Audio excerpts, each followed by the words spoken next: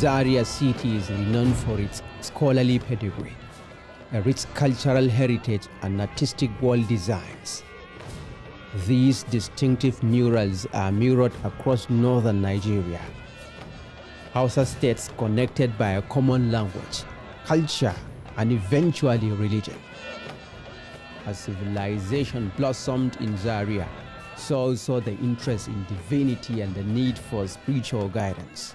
In one of the hotspots of Islamic education, whispers of the dark arts emerged. Unsubstantiated claims of black magic trail Kusfa, a popular neighborhood in Zaria. In mutum ma yana da wani bukata a wurin Allah yakan zo Kusfa wurin malamai. Through the ages, stories were told of the Great Wall, city walls which protected natives from external aggression. Now, the famed gates are in ruins. Will the sinking wall be ever rebuilt? If you go there now, you will be shocked by the way and manner in which the people destroyed the gates. For the people of Zaria City, the unique traditional clothing styled with elaborate embroidery are a treasured artifact. Wanda kusan su ne na ɗaya akan wannan lamari, shi yasa har ma ana faɗin cewa an zo Zaria in dai ɗinki ne su ƙarshe ne.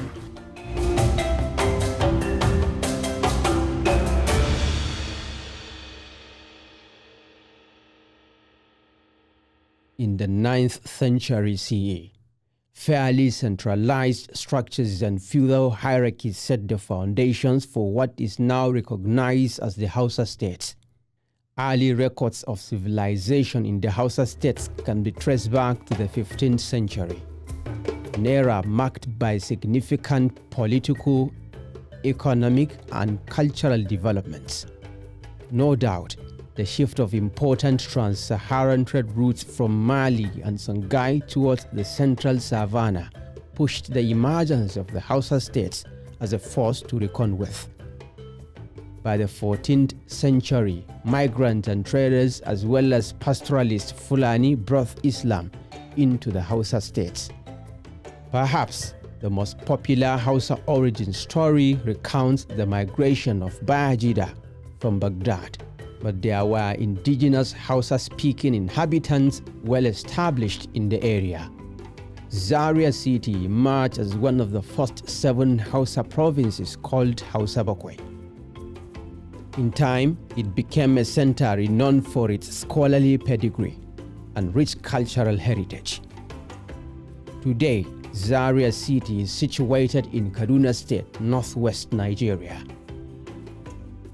Farkon sarauta ta haɗe ce, wanda ake nufi da haɗe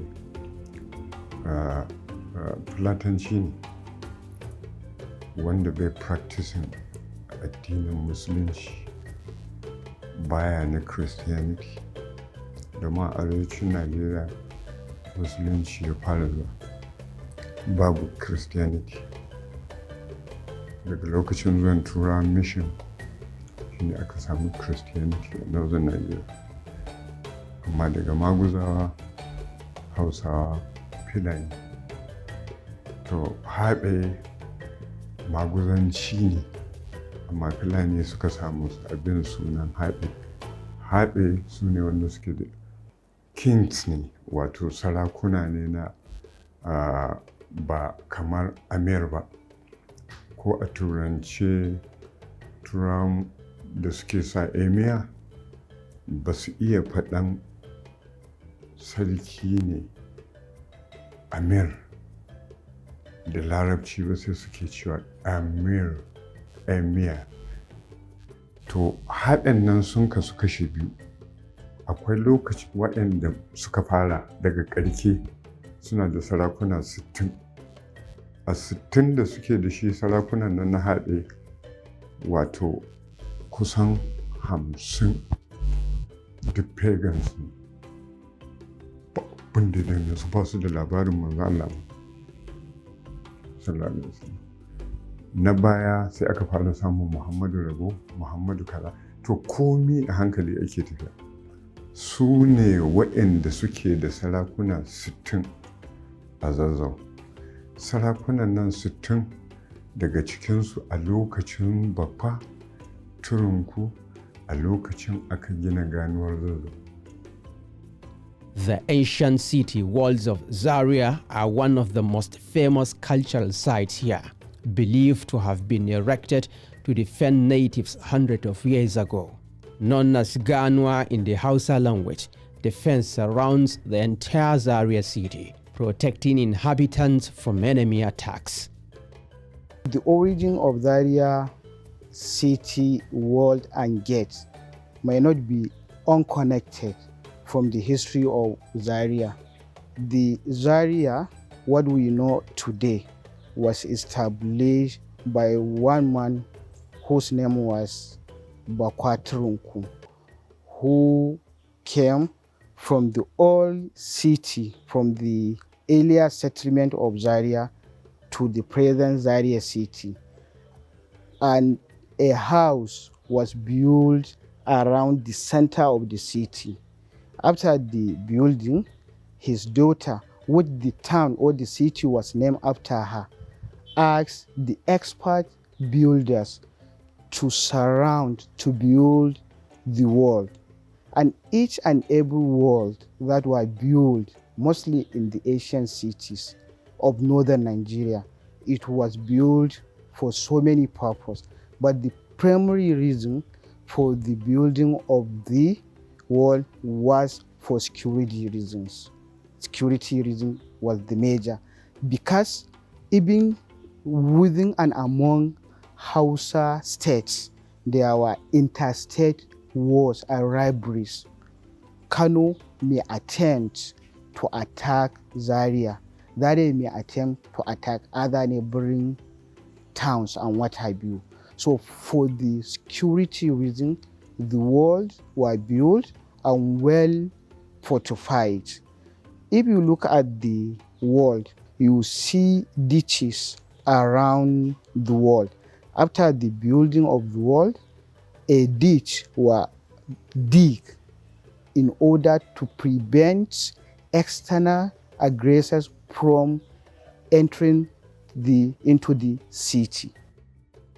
Through generations, from native dress to embroidery, one can see recurring artistic elements. Motifs from the wall design can be seen in traditional designs. In addition to wealth creation, the Zaria embroidery work is a popular culture artifact. In different shapes and costumes, the dresses, which are mostly worn by royalty, emirs, and traditional title holders in northern Nigeria, symbolize elegance and authority. For decades, the city has been a major producer of traditional Hausa attires. Aisha Abubakar is an embroidery designer, but the craft has not stopped her from pursuing education. Every day, she perfects her skills and mastery of this fascinating art. Lokacin na fara na gama primary kafin in ci gaba da secondary school, an ɗan yi hutun makaranta, sai kakana ta ce in koya saboda maganin zaman banza.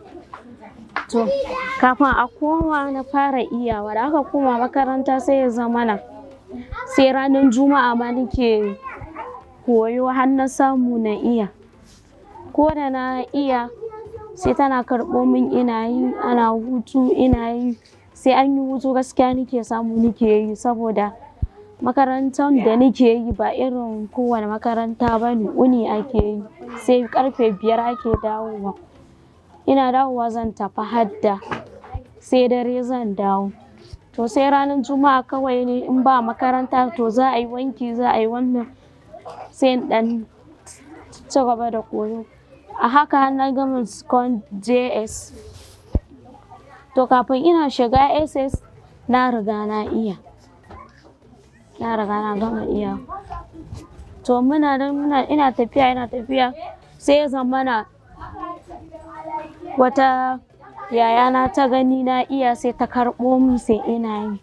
Tun yana daɗewa har ya zo baya daɗewa, har na zo na fara samun lokaci. Bambancin ɗinkin hannu a Zaria da sauran wurare, ita Zaria sha kundum ne, ta riga ta tattara komai saboda ainihinta shine tushen irin ko in sai usuli an san mu da sana'an hannu ne, ita Zaria da karatu da sana'an hannu shi aka fi sanin mu da shi gaskiya. Kuma ta hada duka kamar yadda na gaya maka bangaren masarautar bangaren ta ko ina ka je. Zaria dai da farko dai wuri ɗaya ne aka kawo shi wannan ɗinkin, kuma gida ɗaya suke yi. To gidan da suka fara wannan aiki yau da gobe, to ana kan haka yau da gobe sai daga nan su je can, daga can su je can, duk dai ana koya. Daga nan sai Allah ya dinga haɓaɓɓaka abin, sai ya sanya wa abin albarka.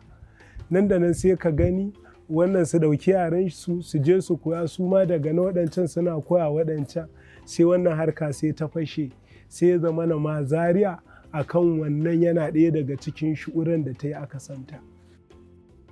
The work of these talented artists attracts sales in both local and international markets. Their products top the list in wardrobes of traditional rulers and prominent Nigerians like the late Premier of Northern Region, Sir Ahmadu Bello Sardaunan Sokoto, among others. Akwai aska biyu, ita ne za a ganta guda 8. Ka gane ko? Asaken. Aska biyu.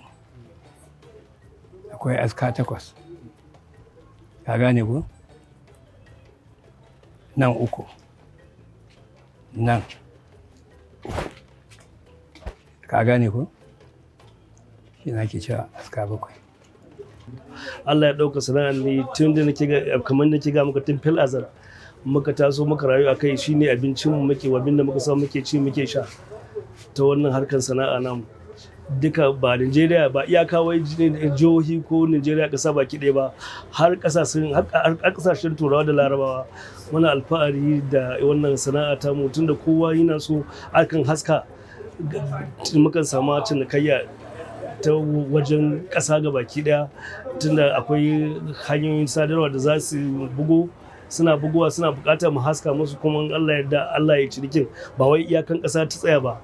Yanda muka samu a tarihi daga wannan kasuwan, to sai dai kasuwan kurmi na Kano su ne wanda ake haɗa su suka zama tsofaffin kasuwa masu tarihi wanda suka daɗe aka ci gajiyansu, kasuwa mai albarka tun kaka da kakanni. Tun zamanin wannan Larabawa suna zuwa wannan kasuwa su ci kasuwa su fataucin su koma. Wannan kasuwan ta ginu ne sama da shekara 1000. It is a painstaking art, a labor of love. The resilience of these artists in recreating traditional motifs illustrates the determination of their ancestors who centuries ago built the Great Wall of Zaria. No doubt, the project took multiple years to be completed. Bello Yakubu is studying for a master's degree in history at the Ahmadu Bello University, Zaria. His final year thesis explores the Great Wall and gates of the Zaria City. The wall was 24 kilometers in circumference, and it surrounded the city of Zaria. The wall had 8 gates, and each gate was strategically located with specific functions to perform. And the gates were about 2 kilometers distance from each other. One, then 2 kilometers the other. And this was a strategy, a war strategy as of that time, as far as oral information we had told us, that this was a war strategy. Building these walls and gates was a systematic process. First, when the building was about to take off, there were 3 years of planning. The organization of labor, the distribution, division of labor, and what have you. It took the emir, the king, 3 years for this plan. And the building of the wall and gates took about 5 years for this gigantic project. But the legacy of this mega structure is now in ruins. The once magnificent Great Wall now kneels on the ground, This is what remains of the Great Wall, a strong structure that used to be a tourist attraction. Experts say it shrunk due to pressure from both human and natural environmental forces. The diminishing structure of the wall triggers a sense of sober reflection among residents and history enthusiasts. What comes into my mind is that I hope our forefathers will forgive us for destroying their activities. This wall is in a pathetic condition, and I think the government officials, the government itself, need to do something to save our historical aspect of the past. Encroachment of the Zaria City wall has created a gully, posing environmental threat to communities. Residents are concerned about this diminishing structure, which is an important historical symbol. Lokacin da aka ci ganuwa aka zo aka fara haƙin ƙasa, to sai zamo cewa da babu wannan kwarin. In fact, lokacin da muna yara babu wannan kwari, za a gangaro ne kawai, amma daga baya sai zamo erosion, aka zo cewa zaizayen ƙasa yana ta ci sai zama cewa ruwa duk inda damina ya zo to za ga wato har yana cin rayuka ma. As documented in history, Zaria City has 8 gates. These are entry points through which visitors gain access into the city after relevant screening and registration by the Zazzau authorities. Kofar Kibo is one of the 8 gates of the Great Wall of Zaria City, located in the northern part of the ancient city. It was named Kofar Kibo from the word Kibia in Hausa, which means arrow. Over 700 years ago, the people of Zaria who engaged enemies in arrow combat found this spot to be a strategic position to launch arrow attacks. The Great City Wall was a shield for the Zazzau army. However, the wall is gone, and these structures are now standing tall on what could have been one of the fascinating tourist attraction sites in northern Nigeria. To da Fulani suka zo sun cimma kofa kusan 9 ne, sai suka toshe ɗaya na nan kusa da hanyar majema, sai suka bar 7 suka ce ai kofofin aljanna 7 ne, saboda haka ba su bar ta koma 7. Ko ka fahimta ko?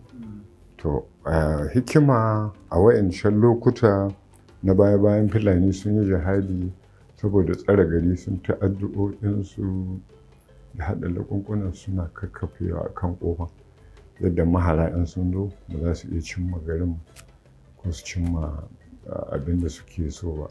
We have 8 gates in Zaria. They are Kofar Doka, Kofar Kibo, Kofar Jatau, Kofar Kuyambana, Kofar Gayan, Kofar Gona, Kofar Galadima, and Kofar Banzazo. These are the 8 gates we have, and each gate has its own historical history attached to it.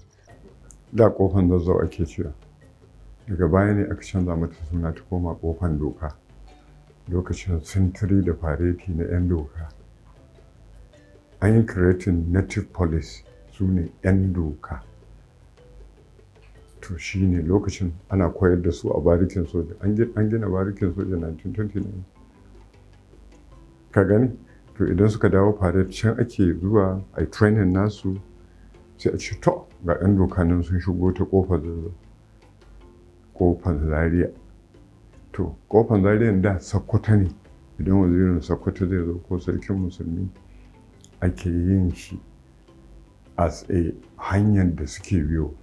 If you look at Kofar Kona, you find people from Adamawa, from Gombe, from Bauchi, from Yobe, and so on and so forth enter through Kofar Kona. If you look at the list of Habe rulers, you find Sarki Jatau. So it was believed that the Kofar Jatau was built, or the Jatau gate was built during Sarki Jatau.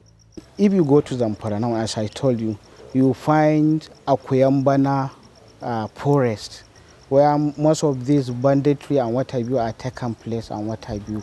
So we are told the upper Kuyambana was built by people who were either enslaved or were taken from that forest during the war which Queen Amina engaged in the area, because Queen Amina was considered as warrior. She conquered towns, cities and what have you, and bring people back to the area. Although the city wall is in shambles, the gates remain relevant and functional. They serve as points of reference to seek swift security and other emergency services. These are similar functions to what they served hundreds of years ago. Na so yanda muka taso muka ganta a gargajiyance, mu ma mu tafi mu bata a gargajiyance, saboda ƴaƴanmu da jikokinmu na baya su ma su zo su ga abin da mu ma muka taras. Kuma har yanzu mutanen kofan Kibo suna girmama wannan gini da kuke kallo. Wannan kofa muka zo mu taru mu yi meeting mu duba matsalolinta da wasu abubuwa haka da sauransu. Another unique feature of Zaria City is that it serves as a center of learning. The city holds a special position in Islamic education in Nigeria. It is also the home to the prestigious Ahmadu Bello University, the first university in northern Nigeria. This is one of the oldest neighborhoods in Zaria, Kusfa. It is a stronghold for the acquisition of Islamic knowledge in Zaria City. Here, Islamic scholars converge from within and outside Kaduna State. For decades, the neighborhood produced thousands of Islamic clerics. Gidan Shitawa is the residence of a renowned Islamic scholar, Malam Shitu. He was instrumental to the establishment of Kusfa. Saboda ai ta tara malamai ne daban-daban. Kuma galibin malaman mazauna ne, sun zauna don su yada addini. Kusan a Kusfa kowane gida akwai malami. Kamar yadda wasu ma sukan ce wai ko kazan Kusfa malama ce. Duk ana faɗin haka. Ko ya kasance kana da neman ilimi ba ko ka zo sai a kai ka wuri. Sai ka zama magidanci. More especially settlement ɗin settlers ɗin da ke wurin in ka tambaye su za su gaya maka cewa yawancin su baki ne. Za ga gidan Shitawa, gidan Malam wani, ga sunan dai sun zo ne don karatu, ko sun zo gidan Kona, ko sun zo gidan Malam na iya, daga nan sai su gine-gine. Despite the contributions of Kusfa to the development and spread of Islamic education, the scholars are not free from allegations of mysterious spiritual practices or use of black magic. Ban san wani mutum ɗaya a Kusfa wanda yana wani aiki da ya saba ma addini ba. In ma da shi to a ɓoye suke, ni ban san su ba, ba ni kuma daga cikinsu. Kaji yanda abin. Kusfa da yawan mutane sun jahilci Kusfa. Kusfa ma ana ce mana yanzu ai Kusfa ta ƙare da ne.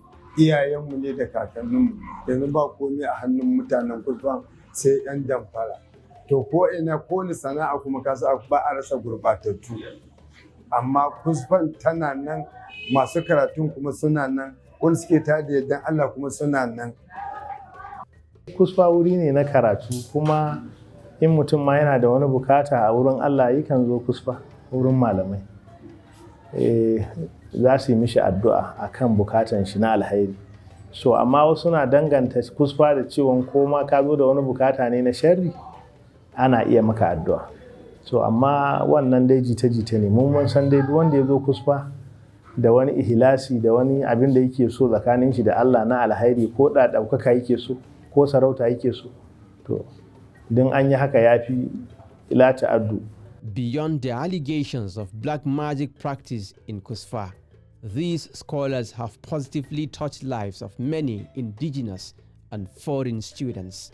Yaro kankani ba wani abu bane yanzu ne sai ka je na karanta luggan da kake ganin mai wahala sai ka samu yaro suna kwallo yana yi. Wallahi na taɓa wucewa yara suna shan wiwi suna shan wiwi, wannan ya shaye tatil wannan ya shaye tatil, sai na ji na cewa kai banza ne, annabi ba ya ce kaza ya ja nassin.